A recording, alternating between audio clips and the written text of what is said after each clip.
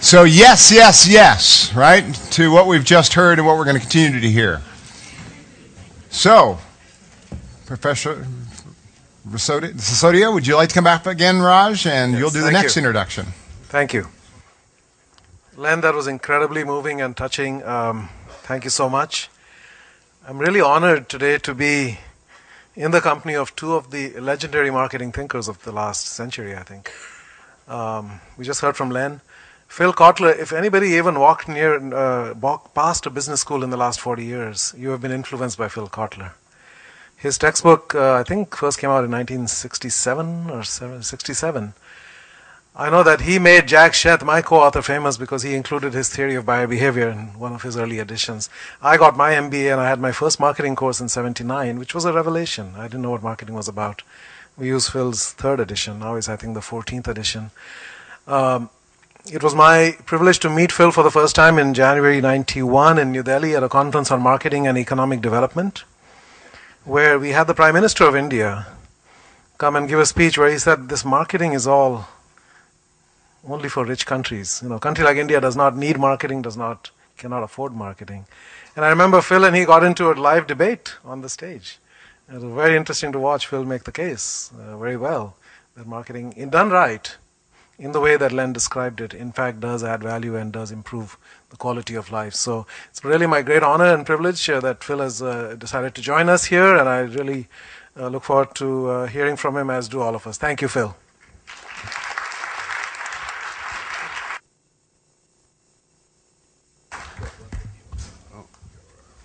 Thank you.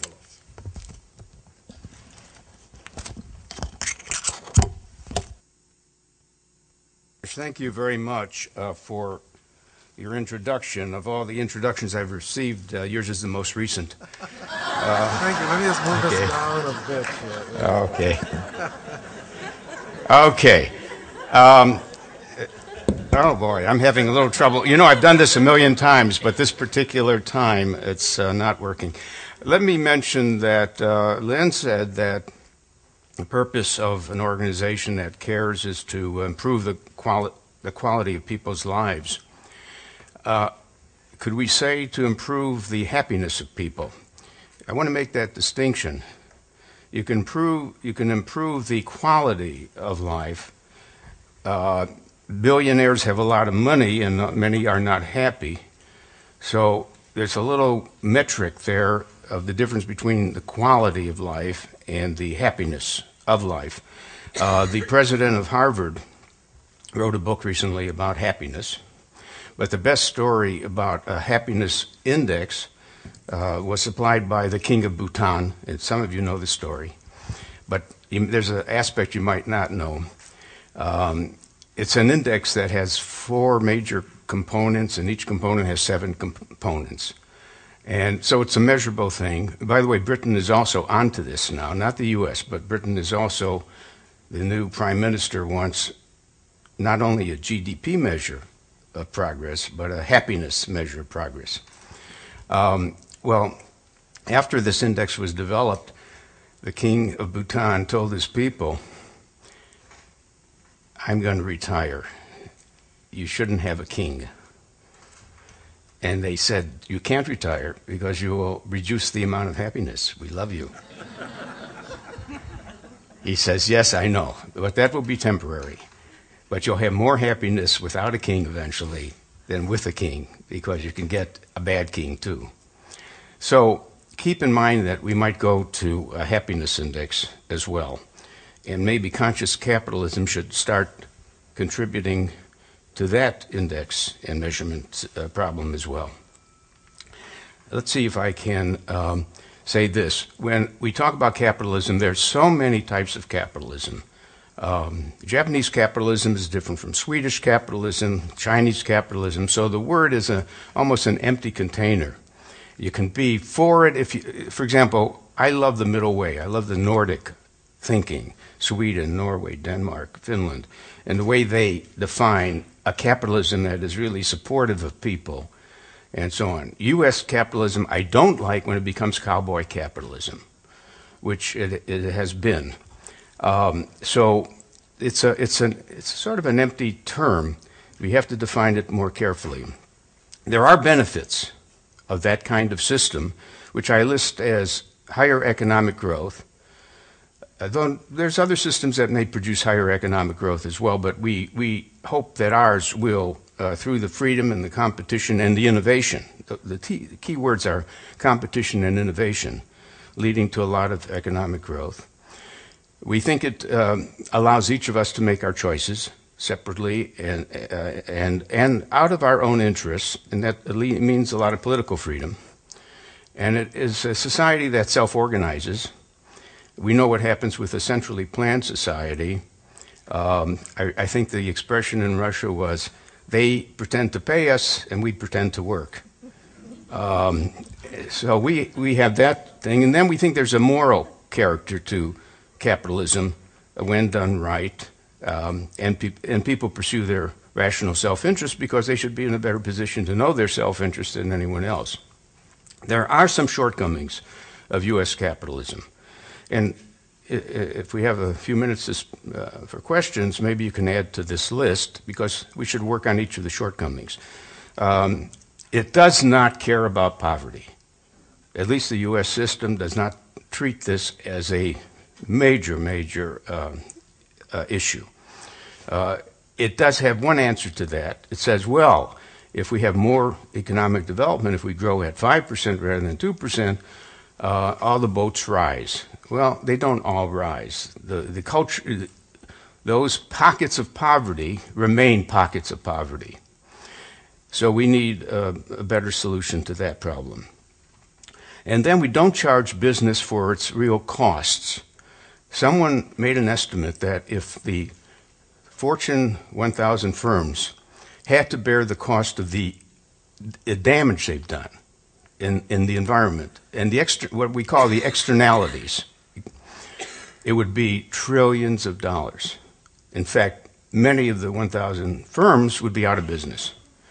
It's always an economic, I'm trained as an economist, and it's always a question, how much, shouldn't a company bear all the costs of, and then put price accordingly? The idea is the price should always reflect all the costs, not just their own costs.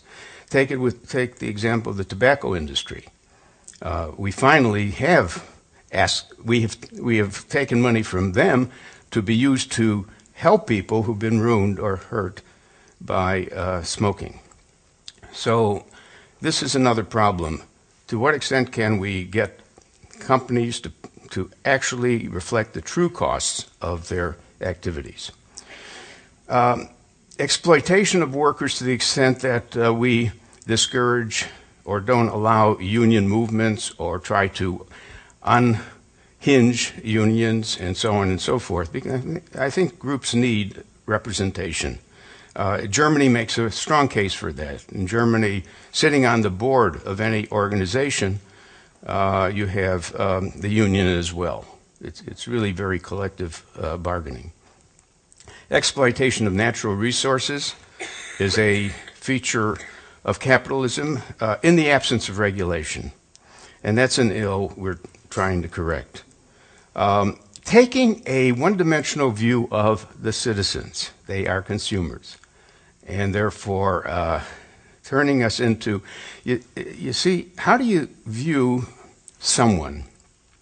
If you're a toothpaste company, you'll view them as a person who needs some toothpaste. And if you're an automobile company, you see them only as a driver. What we have to do is shift from a vertical view of people, which is taking a slice of the person, to a horizontal view, a holistic view, that the person is one involved in many lives of his or her own. And the word consumer is in some ways distasteful.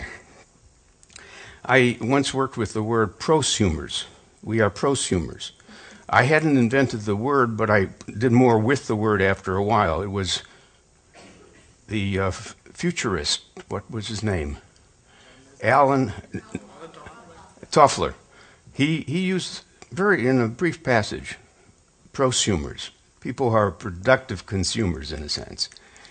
Do-it-yourself people are prosumers. who make some things that they need for themselves. Capitalism exhibits a very high level of income and wealth inequality. And we pointed out how this is a terrible problem where 1%, the top 1% of the income owners have 25% of the income. In fact, it is self-defeating. It is absolutely irrational for the rich to want this because the rich can only make more money with markets. And if there is a high percentage of people who are poor and another percentage who have money but they're scared of spending it, they're saving rather than spending, it is self-defeating to want wealth to be concentrated. I mean, it's absolutely not purposeful. Next, the emphasis of individualism over community. There was a movement that started similar to this movement at one time called communitarianism. You remember the philosopher who began with an A, or what was it? Etzioni, E. Etzioni was trying to get a movement of people who cared about community to offset the imbalance toward individualism. And then we say that capitalism encourages greed. Financial creativity was that wonderful thing that happened to us where things were sold by Goldman Sachs and others that promised a lot, but they were betting against what they were selling you. And there's too much, and it's materialistic. I loved that movement many years ago that was called Less is More. It's a very sobering thought. Schumacher was his name, from England. Less is more. And of course, the financial collapse led people to re-examine the possibility of doing with less and being happier as a possibility.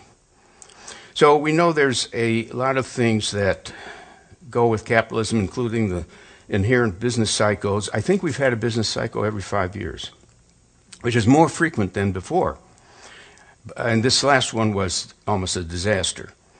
So how do we slow down the train, when we know that it's headed for a crash, without the very fact of slowing it down causing the crash? So economists are still trying to figure out how to modulate an economy. And I think conscious capitalism offers perhaps some answers to many of these quandaries. There is a book you might want to read called The New Capitalist Manifesto. I'm sorry he got to that term before I did. Manifestos always get attention. And you might look at that because he says capitalism is guilty of creating thin value rather than thick value. And so on. Please read that, but we'll move on. But he does say there are companies that are sort of the new capitalists. He lists Walmart, Google, Tata, Apple, Timberland, and some others. And those of you interested in a more enlightened view of capitalism and its possibilities can look at that. Let's make sure I didn't miss this. Yeah. I wrote a book on corporate social responsibility, and we did, Nancy Lee and I. And by the way, Nancy Lee is one of the very best social marketers. If you get into social marketing, please meet her. We interviewed 40 companies and asked this question: are you giving away money to a good cause? A lot of them said random causes. We give away random money. I mean, because someone knocks on the door, we want to help them out. But we were looking for the companies that have a focus. They want to make a difference in some problem area. So here's the list, and our whole book goes through these cases. Avon has probably raised more than maybe $500 million to help research on breast cancer and so on. General Mills, Better Nutrition. General Motors, traffic safety, and so on. So if you're interested, you can see that philanthropy is practiced by a lot of companies, and it's best practiced when it is focused on an issue where the company wants to make a difference in that world. Now, we also ask these very companies to tell us what they really accomplished, not only in spending that much money, but what did the group that received the money accomplish? And also, what did they accomplish? What did it do for them to be so giving to these causes? But is philanthropy enough? And here's a interesting new article that came out from Michael Porter in the Harvard Business Review and the co-author he had. And he has said, how many of you read the Porter article recently? Oh, good, you're really on top of it. And this is, and I don't say that with anything implied. What is good, the old philosophy is what is good for business is good for society, and the simple act of profit maximization is enough. Now, profit maximization has never meant anything real because the question will always come up, are you talking about short-term profit maximization or long-term profit maximization? And they always mean short-term, and that is the way not to have long-term profit maximization.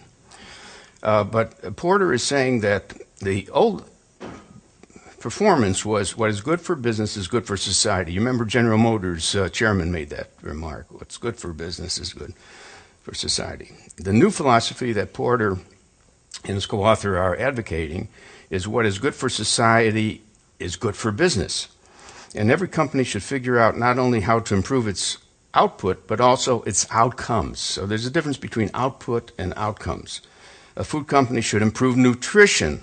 An energy company should improve energy, and a bank should improve sound savings. I remember a bank I met in Germany, and they said, our job as a bank is to make people wealthier. And what we mean by that, to help them in every way invest better, save better, and spend better. They even had workshops for their bank depositors on how to buy a refrigerator intelligently, how to buy a car intelligently. In other words, they took a holistic view of gaining wealth in terms of not just making a deposit and taking a loan, but holistically. So that's the reference to that. And here's the contrast between CSR, corporate social responsibility, which is a fine thing for companies to do, and what Porter is trying to do, moving to what he calls CSV, creating shared value. So there's a difference between customer social responsibility and creating shared value. And look at it. Values, the CSR person says we're doing good. The CSV person says we're creating economic and societal benefits relative to cost.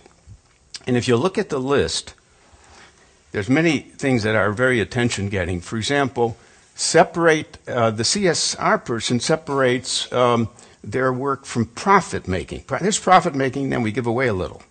But in the case of CSV, it's integral to making profits to have built in this concern and caring for the society. So it's a very good contrast if you go through these elements. What I think has happened over time is a movement from product management thinking in the 1950s and 1960s to customer thinking. You know, we've gone from product to customer. And then in the 1990s to 2000, branding became the very big focus and a very important focus of marketers and others. And now we're in the decade where it's value management and values management.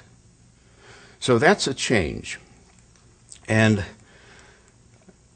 the famous 4 Ps, product, price, place, and promotion, which is usually worked as a framework by marketers who are writing a marketing plan, we're sort of shifting our thinking about that. We say that, yes, there are the 4 Ps, but what you want to now do is involve your customers in the co-creation of the value that you're creating. Instead of saying, I'm a company and I know what people want, I've recognized their needs, and I'm going to create an answer, a solution, you draw in the customers to co-create. It's almost like saying your company is a workshop, a job shop that could create whatever people want from it. Please join us in drawing from us what you want us to create for you. And then the SDP, which we use as segmentation, targeting, and positioning, that every organization, profit or nonprofit, even government, should segment the market, because you can't serve everyone effectively. You should target the groups that you can really help, and then position yourself so they know you're there to help them and serve them. And we're beginning to call that communitization, having a more of a community relationship. Actually, there's a difference between going after a segment and building a community, because a community is made up of many segments. And there are some companies that have so many fans, and the fans are very different types of people. But somehow, the people who love Apple are all kinds of people. You can't call it a segment. And going after a community rather than the segments is a very interesting thing to do. And then instead of brand building, it might be better to call it character building. That the company is building a character, and your product has character to it. So we developed a book called Marketing 3.0, which is captured in this diagram. Namely, every company has to decide what is its mission, which is why it exists, what is its vision, what does it want to achieve and be, what are its values. And then the question is, do you want to appeal to people's minds, to their hearts, or to their spirit? And if you look at the 9 cells, if your mission could be pretty good, it's deliver satisfaction. It could be even stronger. I want to help people realize their aspirations through the products I sell. For example, in the automobile business, their aspiration is very important. People, a new car, and it expresses you, and you finally have that kind of car. But the highest level might be to practice compassion. Not that you exist to practice compassion, but you've added practicing compassion to the other items. Vision, yes, profitability, returnability, good return, and sustainability. And values, be better, okay, you're better, so you'll attract more business. Be different, differentiate. Make a difference. So the question becomes, is there a company that we can think of that operates in all 9 cells? Let's take the S.C. Johnson company. You can see its products in the upper left. They make Pledge, they make wax for tables and floors, they make, you can spray good aromas in the room, insect killing, all kinds of products. So it's a very familiar consumer packaged goods company. But if you look at all of the cells, you'll see that they're very honored for many things. They care about many things. They are very, if you take the upper right cell, they are addressing the bottom of the pyramid. We call it the BOP. They're making it affordable for people to get their products by smaller sizes and other adaptations. They always win the idea that they're one of the 100 best companies to work for.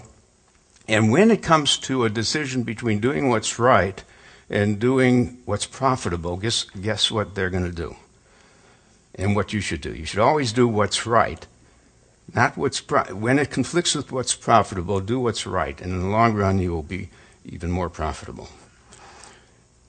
We do face a lot of issues. And this summarizes those issues. From a company's point of view, it wants economic growth, but it's in the face of a terrible recession we went through, needing to put more money and energy into sustainability, and hoping to lift people out of poverty.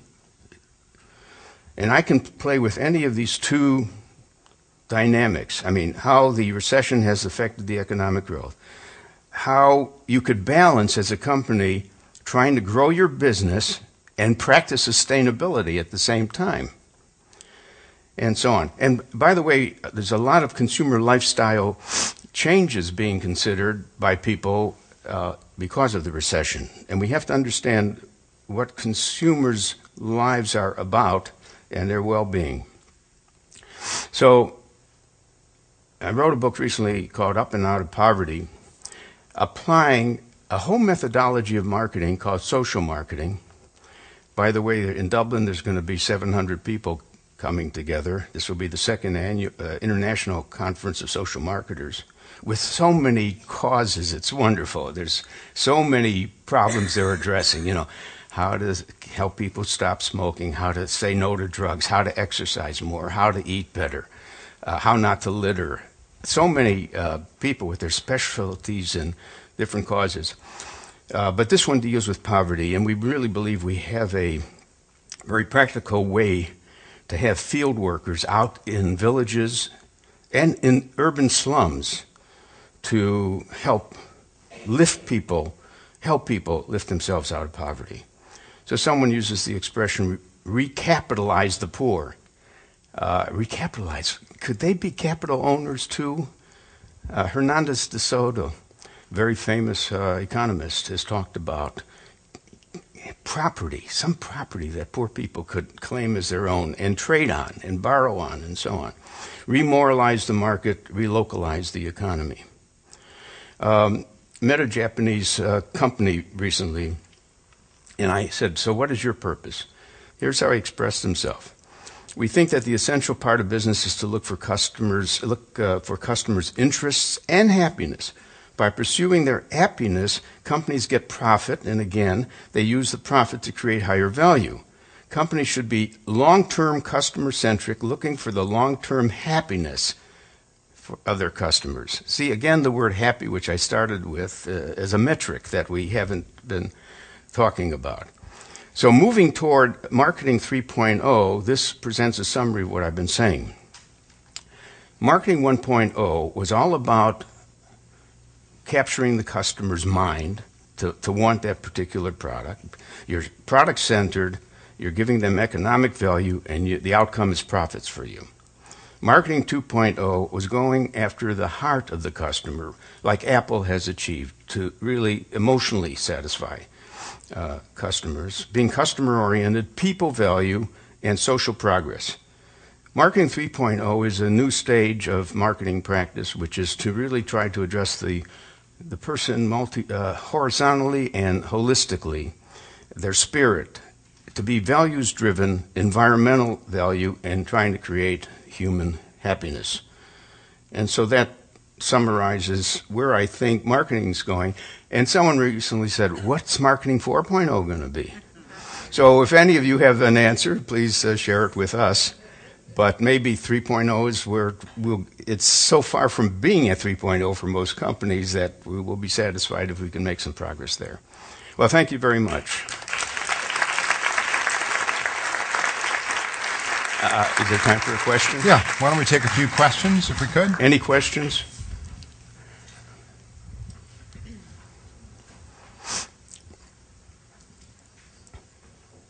Going once. Well, I'll be around. Twice. There's no problem if you want to say. All right. Okay. Ann, what? Name, rank, and affiliation? Serial number. I work for a company called Good Business International, but I used to also be the deputy editor of strategy and business, which is why I know your work and many of the people in this room. The question I had is about the integration of philanthropy into operations. The Tata's structural model is to integrate philanthropy into the operating companies, as is Google has tried a model similar to that. It seems to me that that's an interesting model, and I just was wondering what you thought about it. Yes, and didn't we hear from Len about Lowe's telling each of their stores if they might choose a community that they will work with, and that's an integration of it. Philanthropy, I haven't come. There's so much going on in innovative thinking about giving and so on. The best thing to have happened, by the way, was for Gates and Buffett to get together and visit 70 billionaires and see if they will commit to put their money back into the system at some point in their lives, of which 40 have already agreed, besides Buffett and Gates, Ted Turner, and a number of others. That's another thing happening with respect to recirculating wealth, so that and so on. But I'm trying to think of a way to help poor people get out of poverty through some creative way to build philanthropy around that. And but I can't answer the question. I think there's just a number of companies that must have some very good approaches. Well, thank you very much. One more question? Is it possible to have a question? Oh, you're special.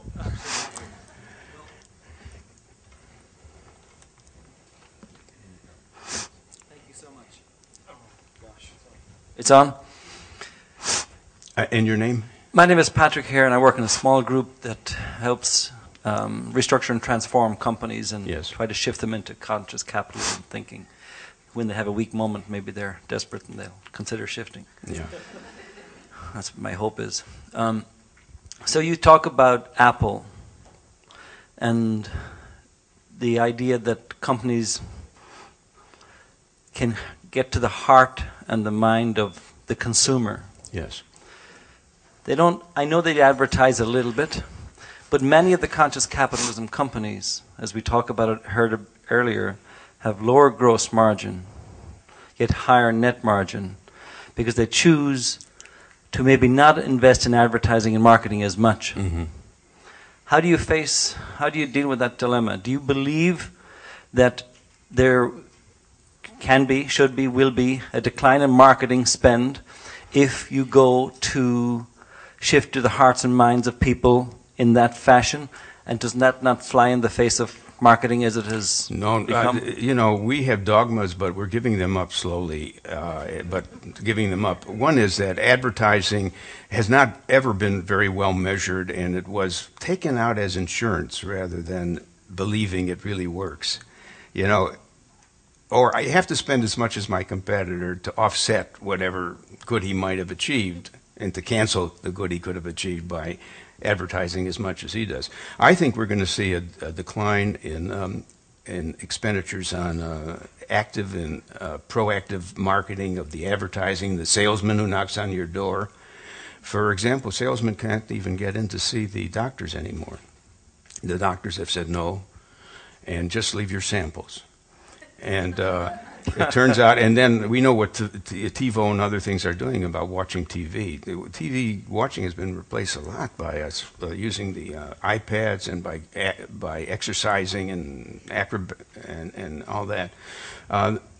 There's we don't want to spend money in the old ways anymore and the key is going to be social media, and the key is going to be this. In the future, there will only be good companies. Because a bad company can't survive very long. Because all of us ask our friends when we're going to buy a car or anything else. If we don't ask our friends, at least there are rating systems. We go to J.D. Powell, and we find out who are the good guys. So it's going to be harder and harder for bad companies to operate. You sustain my hope. Yeah, okay, good. Thank you very much. Thank you.